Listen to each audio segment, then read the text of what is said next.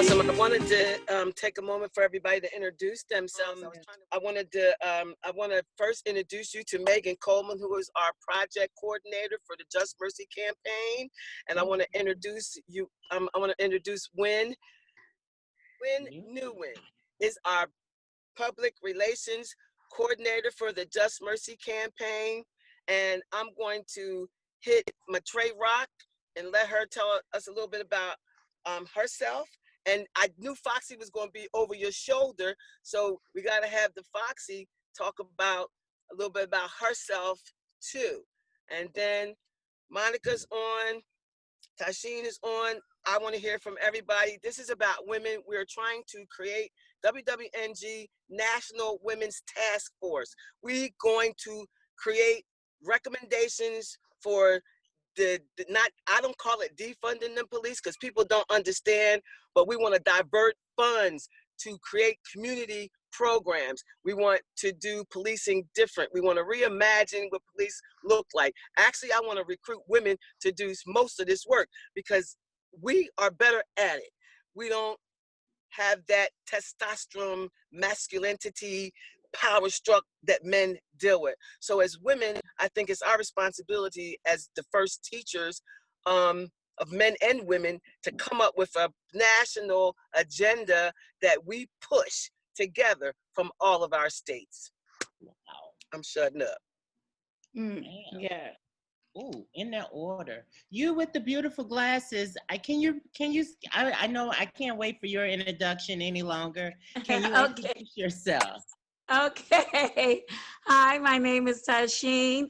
I'm a new nonprofit organization. I just got my paperwork back. So I was referred to Trey, and Trey referred me to Gail. The name of my nonprofit is FEDS abbreviated, Focus Every Day Successfully. And I was a mail lady 12 years. I'm a fashion designer. I deal with reality stars, some celebrities. I do a lot of pop-up shops, event. I went to prison for 2 years. I just came home and I'm just trying to get back into work. I take a lot of my loyal customers on through DM. I haven't did any shops yet because I'm still on home arrest. I'll be done August 8th, and I just want to start everything all over again. I'm in tune with Midtown, like Rockefeller Center. I do a lot of interviews down there. I have a lot of people that I went to cosmetology school, so for the interviews, they come to the school. I sell my glasses there. I go in the street. I just ask people, what do they think about me? I have thousands of interviews online, and I just build my own self up. I'm all for women empowerment. I'm working with some of the young teens now to start entrepreneurship.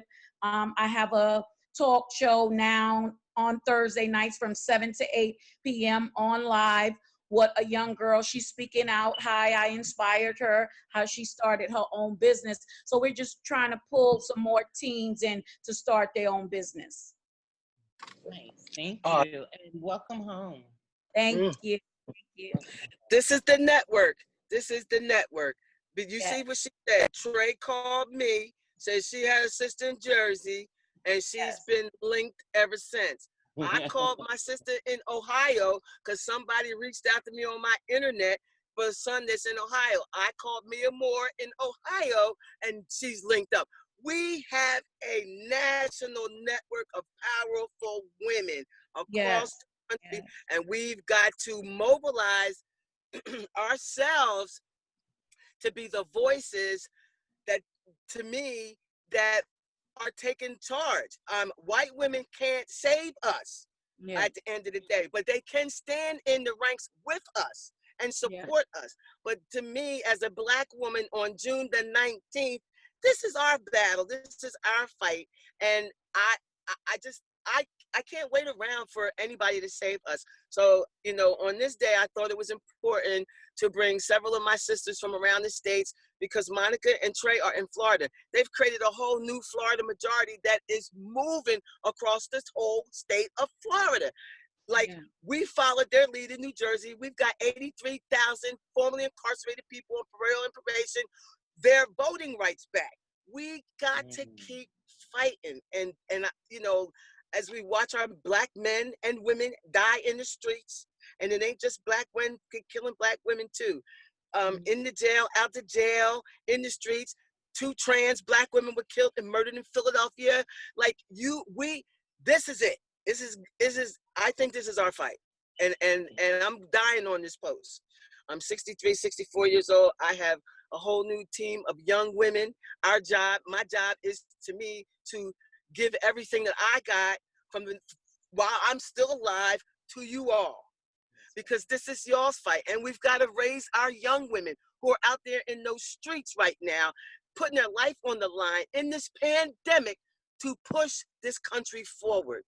We at the elders, and I say elder because I know I'm older than all y'all. That's why I say elder. And when I met my mommy down in Florida, she stopped everything and said, I want to pay homage to you, Queen. You are our elder. And I will never forget that, because we don't never forget, like we forget the generations, but I always pay homage to my elders. I have no problem sitting at their knee and taking in all that information. That is why I can pass it to you all, because I was that person at one time. And I understood that it was my job to move my generation further. And I think I've done my part, but now it's y'all's turn. And it's my job to make sure you have the pathway and the trees that we knock down, we clearing the path for y'all to go. That's our job. They burning stuff down. We on these calls on the boardroom. We all need each other. You know what I'm saying? Let's be clear about that. Let's be clear about that burning down while we're on this call. That is not our people doing all that violence. Absolutely. Our people are taking advantage of an opportunity that has been created because, hey, unemployment ain't sending out no checks. They behind. The government stimulus check was behind the day it was announced, and it was gone the day it was mailed. Yes. Okay, so the people are behind, so they took advantage of that opportunity. But I think we need now. You know, okay, everybody said, "Oh my God, draft the legislation," but you know, for people like me, it's been around for a while. That's what we do. And drafting legislation is putting nothing together than some recommendations that go on the paper that you can take to a senator or legislator to get them to sponsor for you. It's election. Who's drafting that legislation for us? We are the attorneys that we got. Because once we do the rough draft, and then the attorneys put their spin on it, it goes in our state, it goes to the Office of Legislative Services, and they put their spin on it. And if we don't like it, then we keep going back. Talking, proposing, addressing things that we already have. I don't give a damn how hard it is out here being a Black and brown person. It is our right as a citizen to be free, and we are free. Mm-hmm. They don't just come and snatch us up out of our beds. And that's a whole nother story, but we are free. So I don't need you going in there talking about we're demanding their freedom. No, we're free, honey. My ancestors won that some years ago. That's how we got this glorious day. Okay. But you know, for people like me, it's been around for a while. That's what we do. And drafting legislation is putting nothing together than some recommendations that go on the paper that you can take to a senator or legislator to get them to sponsor for you. It's election. Who's drafting that legislation for us? We are the attorneys that we got. Because once we do the rough draft, and then the attorneys put their spin on it, in our state, it goes to the Office of Legislative Services, and they put their spin on it. And if we don't like it, then we keep going back. He looks at things like a police, but he also taught me a lot. It's not them.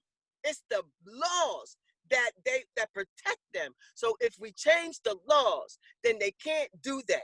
But right now, the cops are following their job description in the law and how they're trained. And we don't think about that, but that's the honest to God truth. I never thought to, like, we've been fighting about how this young man was shot in the back and he was, oh God, I'll make a long story short. That's where our fight is. It ain't really with the police. It's with the legislature. I'm gonna introduce myself. My name is Trey Johns. I'm currently in Florida. I work in Miami. I work at the Big Florida Majority I'm a criminal justice organizer.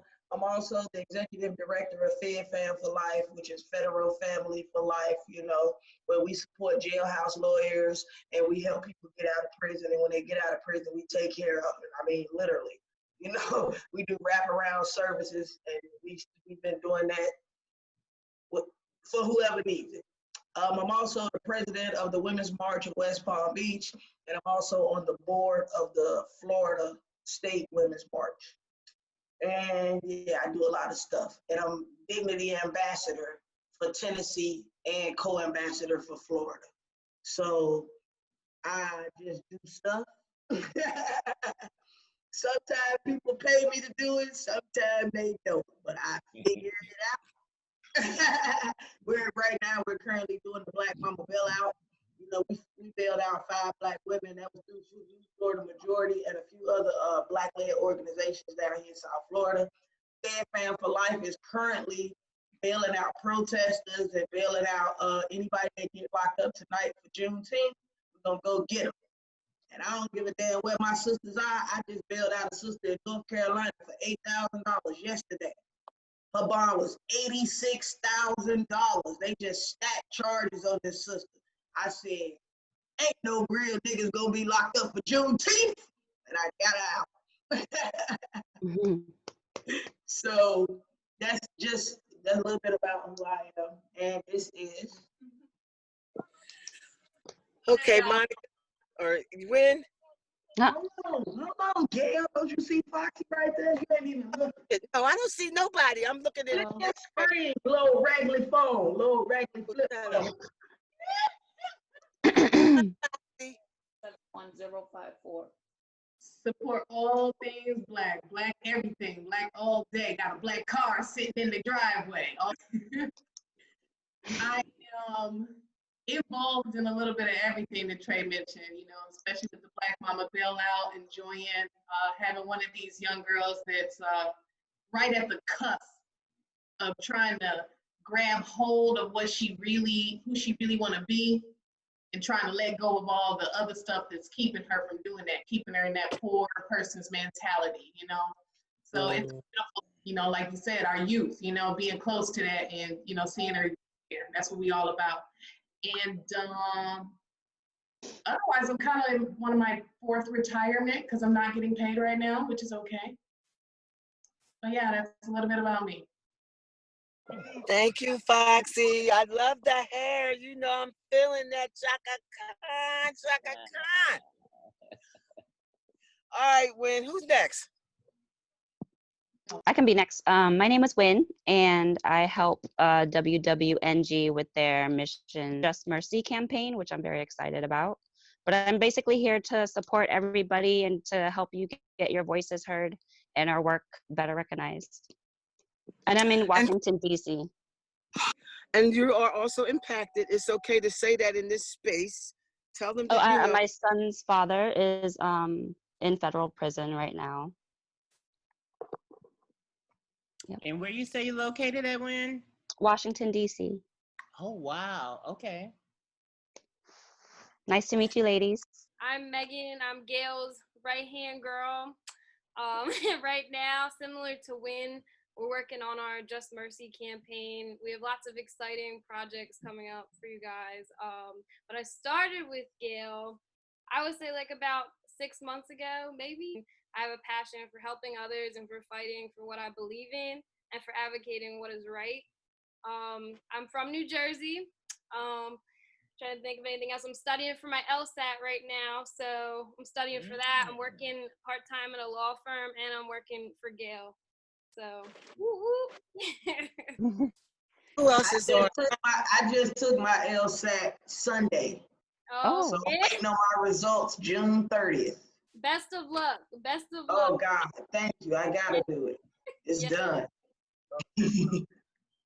But everybody has introduced themselves, so you can jump on topic and let's get some stuff done in the roof of the con.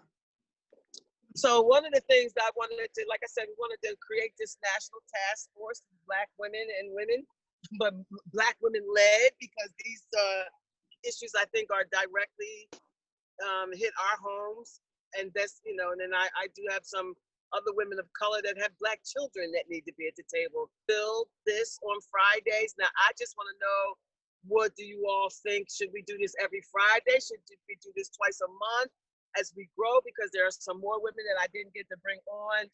But I just think if we do consistently, we will be ready to go and sit down with Senator Booker really soon, because I already let him know we're doing this, and he's excited to see the outcome of what we come up with.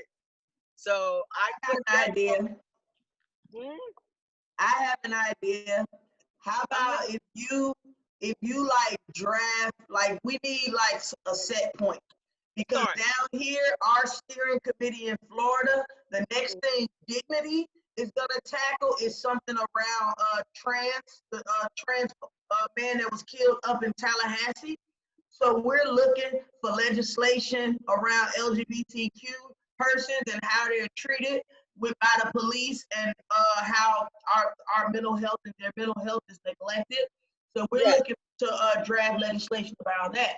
We're gonna have a steering committee meeting in about a week or so to talk about that. And we have a working group for police accountability. Yeah. So what we could do as a team is like, if you have like 5 topics, because I know Demaria in Oklahoma is working on something also, and I believe if you get maybe Ruby from Arkansas, so, and we can all put like in almost like in a Google Doc the different pieces of legislation that our states are respectively working on. And then we could come together maybe in 2 weeks or 3 weeks from now, but we could work in that doc. If you get a doc set up, Megan, like within the next week or so, and we could put in our respective states and what we're doing. And then say, for instance, y'all got something going on in Jersey, we could get that language the way we did with Dignity. I mean, Dignity passed in 10 states, and it's all the same language. All we did was email it to each other. Girl, look at this shit, girl. Girl, look at this shit, girl. And we passed that shit. Ours is a little different in Jersey. That's the only thing we did. We did Dignity different in Jersey, and I didn't understand it. But once I looked at y'all bills and looked at our bill went a little bit more deeper than everybody else. Y'all bill had primary caretakers, just like Louisiana's bill had shackling, but we didn't have shackling because shackling was banned in 2014 in Florida. We also had shackling was in our bill. Yeah, we also did the ombudsman's office being removed out of the DOC. Our bill it was really comprehensive. Right. But I do think, you know, I agree with that. I do. Like, I'm going to be working with 2 of my guys that are former police officers. They're going to help me with some of that language and recommendations, because they know the language we don't know. So I'm going to be picking their brains next week. We're going to create this draft. I got some of my brothers in prison that's helping, because some of them understand it from a different perspective, like, you know, So we're going to be working on it, and I'll have Megan put it in the Google Doc so you guys can see it. Anyway, I'm sorry. I'm talking about like a national structure. We have to have something that we all have access to with our respective states. Right. And, you know, if we're working on something, or we have questions about something, or maybe it's something that y'all already worked on, you know, you could look at Florida and be like, hey, y'all working on that, and 4 years ago, we passed that in Jersey. So let's look at that language and compare and see how that works. You see what I'm saying? And that way, once we get it off the ground, you know, our start down here, I think they're about to go. We're waiting on Ron DeSantis actually to sign our bill from last year, the Tammy Jackson Act, which bans solitary confinement for pregnant women. It passed both houses, and it's sick, you know, so. But once that's over with, you know, we have to be ready for next session, because of COVID and all these protests, we have to recognize that the August election is going to be severely impacted. So we need to be ready. We need to be ready to get people out in August and November, because regardless on whatever we're working on, this is an all hands on deck election, even if you just have to take a neighbor. Absolutely. Even if you got to take a neighbor. You know, you know, but I am going to vote in the elections here in Florida that's going to affect me directly, you know, because I'll be living here, going to law school for the next 3 years. And so I'm going to be very impactful in the place that I am until they run. So I just believe that we could build a very good national structure where we can pull and build from one another, because we got Ashley Carter in California. She worked on 3 different bills with Cut 50 and by herself. You know, we got Demaria in Oklahoma, we got Coco in Chicago, we got Ruby in Arkansas, and we got Clemmy in Tennessee. We got Topeka. All we gotta do is call. Well, that's where we're going. We're going to do, like, this is our, I ain't got much more years on this planet, I don't know, but I know I ain't got time to play no more. And we're moving out. I talked to my senator. I got governors and senators rocking with me. Ask Tasheen, Gail, to elaborate a little bit on her program, because see, I want to know what it is, you know, and see how it could tie in, because like I said, you can actually sit. Could you elaborate a little, sis? Okay, so I want to do residential housing for prison women when they come out, just because while I was in the halfway house, I have a room agency that I've been dealing with in New York. I have a place in New York, and I've been helping them when tenants come and they need rooms. So a lot of women from the halfway house had no resources through nonprofits that's advertising that they do residential, but they're calling them up and no one is getting back to them. So my place, I wanted to do residential homes. To leave prison, you have to have an address, and after halfway house, if you haven't found a place, that you come into the residential home. Along with that, I want to have job placement where you don't have to send them out for a month to look for a job, knowing it discourages us as prison women coming out. I want it to be felon friendly. So me hooking up with organizations that have these jobs, and a week or 2, you go through a training and they're starting to work right away. There's no sense of me coming out and a halfway house, you sending me out for a month, 2 months, 3 months, and nobody is calling us for hire. That means that I'm homeless. They need someone in my organization to fight for them or be a representative. That needs to be had is that these people that have infiltrated Black people's struggles, Black people's stories, Black people's spaces are riding on those kids, on those young children's shoulders, creating all that havoc, deviating the real issues, talking, proposing, addressing things that we already have. I don't give a damn how hard it is out here being a Black and brown person. It is our right as a citizen to be free, and we are free. They don't just come and snatch us up out of our beds, and that's a whole nother story, but we are free. So I don't need you going in there talking about we're demanding their freedom. No, we're free, honey. My ancestors won that some years ago. That's how we got this glorious day. Okay, Right. We're moving toward, we're already free, darling. That's where our work begins.